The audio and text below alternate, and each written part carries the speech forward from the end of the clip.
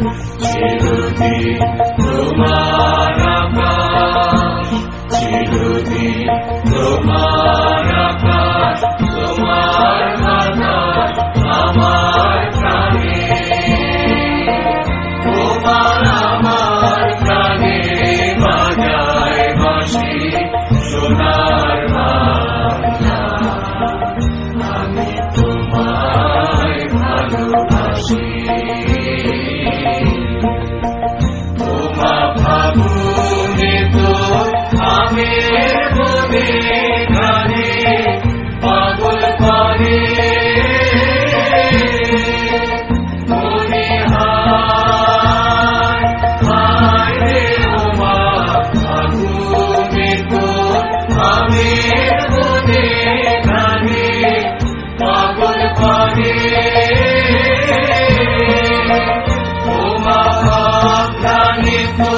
শিক্ষার্থী, কেমন আছো তোমরা সবাই? আশা করি ভালো আছো।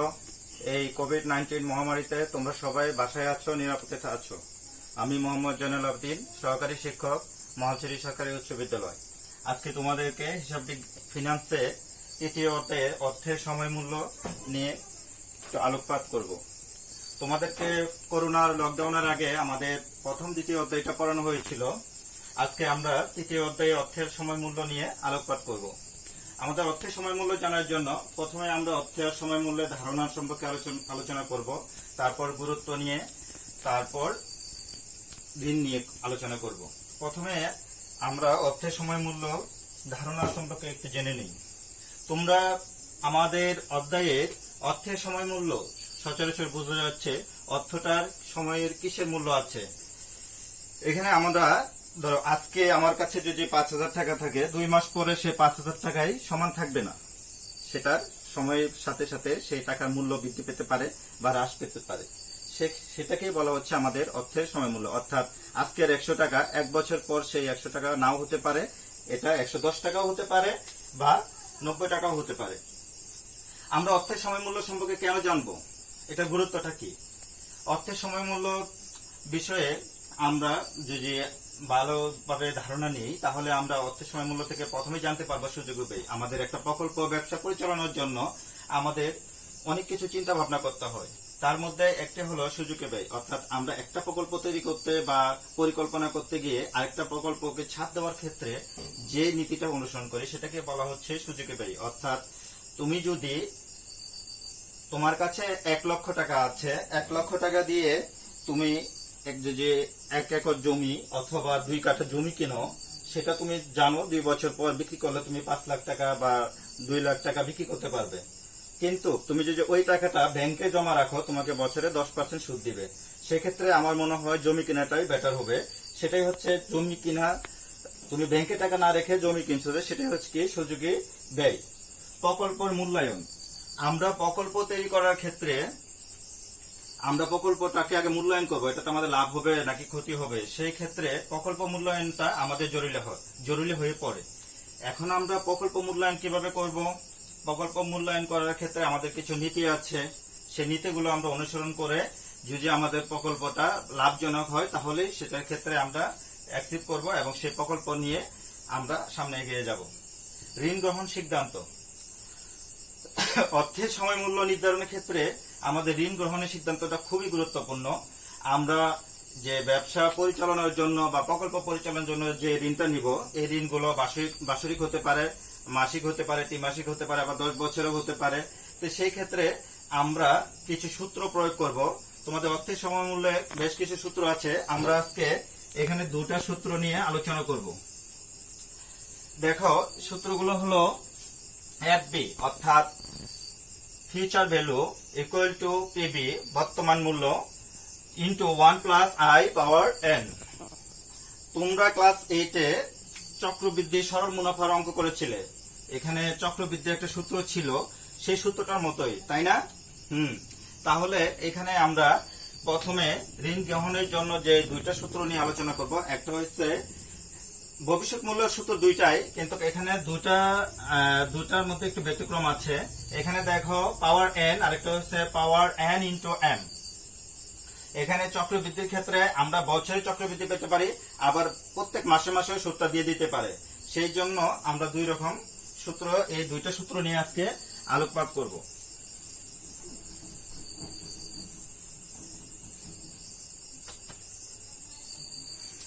ধরে নাও আমি একটা প্রশ্ন লিখছি, 10% সুদে 50,000 টাকায়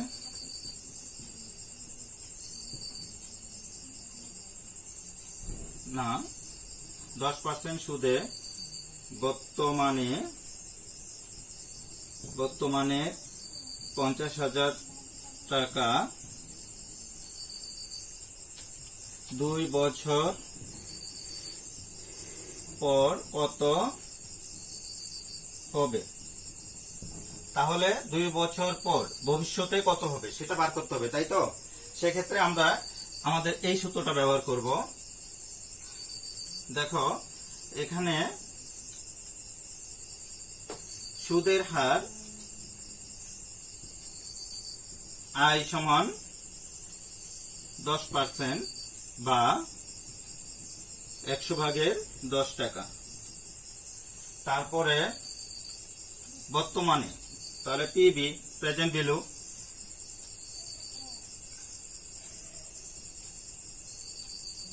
বর্তমান মূল্য পিবি সমান কত টাকা? 50,000 টাকা। তারপরে সময় এন সমান 2 বছর। তাহলে এফ বি সমান কত? তাহলে আমাদের ভবিষ্যৎ মূল্যটা ভাগ করতে হবে। তাহলে আমরা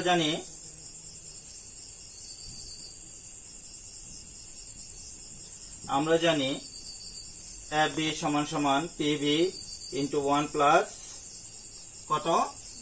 1 প্লাস আই পাওয়ার এন। তাহলে এখানে প্রেজেন্ট ভ্যালু কত টাকা আছে? 50,000 টাকা। 1 প্লাস সুদের হার কত? 100/10, সময় 2 বছর।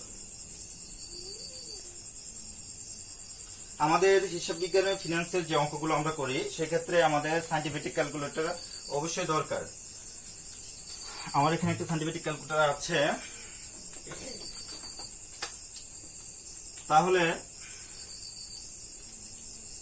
আমরা 10/100 ইকুয়াল টু 0.1 এটা দিলাম। এবার যোগ করলে কত হবে? 1.1।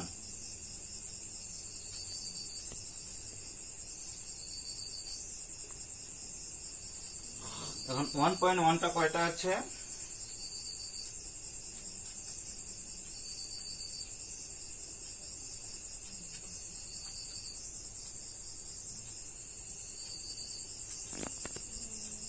one point one power 2 equal to 1.21। এবার এটাকে গুণ করে দাও। 50,000 ইন্টু 1.21 ইকুয়াল টু 60,500 টাকা। তাহলে আমাদের ভবিষ্যৎ মূল্য কত হবে? 50,000 টাকা 2 বছর পর কত হচ্ছে? 60,500 টাকা। কিন্তু আমাদের আরেকটা সূত্র আমরা বললাম, যেখানে আরেকটা সূত্র মাসিক চক্রবৃদ্ধিটা দিয়ে দেয়, প্রত্যেক মাসে মাসে মানে চক্রবৃদ্ধিটা হয়। তো এই ক্ষেত্রে আমাদের কি করতে হবে? ওই সূত্রটা, দ্বিতীয় সূত্রটা ব্যবহার করব। এখন এই অঙ্কটা বুঝেছো তোমরা? তারপর আমি আরেকবার বুঝিয়ে দিচ্ছি। দেখো 10% সুদে বর্তমানের 50,000 টাকা 2 বছর পর কত হবে? 2 বছর পর মানে এটা ভবিষ্যতে কত হবে? সেই ক্ষেত্রে আমরা তোমাদেরকে এই যে সূত্রের ক্লুগুলো দিয়ে দিলাম। এখানে সুদের হার আমরা এটাকে ধরে নিতে পারি ইন্টারেস্ট আই, বর্তমান মূল্য পিবি, তারপর সময় এন এবং ফিউচার ভ্যালু কত বার করতে হবে। সেক্ষেত্রে আমরা এই যে তোমাদের বইয়ে 1 নম্বর একটা সূত্র আছে, সেই সূত্রটা আমরা এখানে কি করলাম, প্রয়োগ করলাম। Future value equal to P B into 1 plus I power N. এখানে আমাদের যে মানগুলো ছিল সেগুলো বসিয়ে আমরা এটা কি করলাম, ভবিষ্যৎ মূল্য নির্ধারণ করলাম। এটা হলো বার্ষিক চক্রবৃদ্ধি যেটা দেওয়া হয়। যদি বার্ষিক না দিয়ে যদি তোমাকে মাসিক দেয় সেক্ষেত্রে আমরা ওই সূত্রটা ব্যবহার করব। ঠিক আছে, এই অঙ্কটা আশা করি বুঝেছ। তাহলে আমরা 2 নম্বর সূত্রে যাই।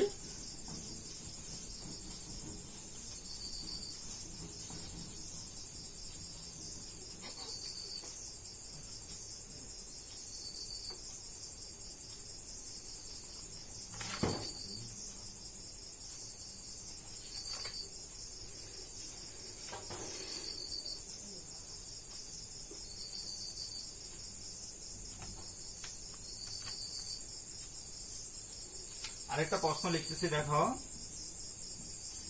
শতকরা 8% সুদে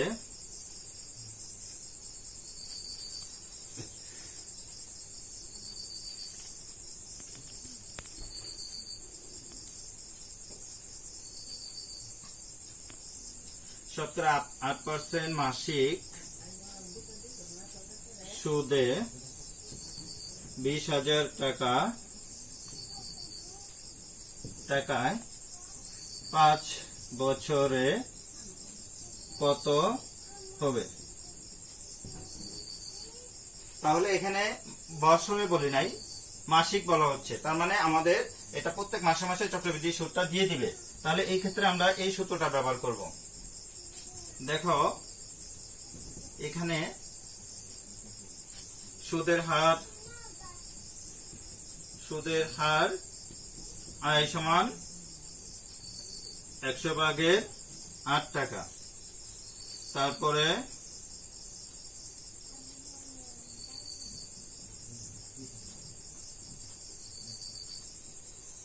বছর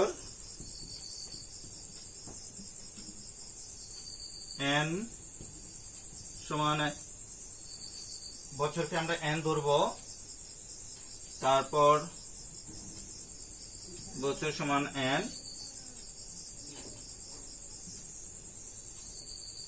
এবং মাসকে আমরা m ধরে নিই এবং প্রেজেন্ট ভ্যালু হচ্ছে কত,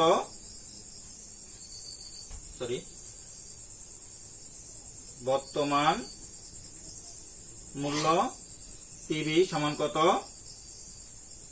20,000 টাকা। তারপর আমাদের বার করতে হবে এফবি সমান কত। তাহলে আমরা এফবির প্রথম সূত্র ব্যবহার করছি, এখন আমরা দ্বিতীয় সূত্রটা ব্যবহার করব। এটা মাসিক চক্রবৃদ্ধি আর হয়। তাহলে এইটা সূত্রটা হচ্ছে কি, F B equal to P B into 1 plus I M divided by I, তারপর এম n ইন্টু m। তাহলে আমরা মান বসাই এখানে 20,000 টাকা বর্তমান, 1 ইন্টু ইন্টারেস্ট কত,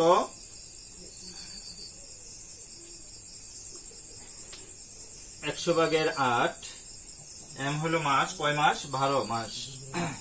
তারপরে এখানে হবে সময় কয় বছর, 5 বছর, 5কে 12 দিয়ে গুণ করতে হবে। তাহলে 1 প্লাস 8কে 100 দিয়ে ভাগ দাও,